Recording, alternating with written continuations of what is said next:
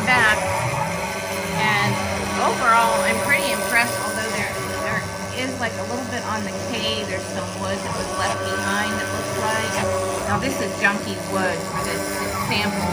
You know, we're not using a solid hardwood or anything here. Do you know what this is, honey? The pine or something? Plywood. Oh, this is plywood. Okay, well that explains it.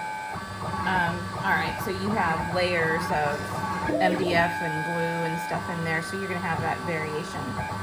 So, but look how clean that is. I mean, that's really nice. Cameron, he accelerated the speed a couple of times, bumped it by 10%. A couple of times, it's still markedly slower than the laser is, but you have no burn, char, you know, no nothing. So if you want to fill it with epoxy, a light color, even white, you could do that without having that dark, scorching, you know, burn to deal with.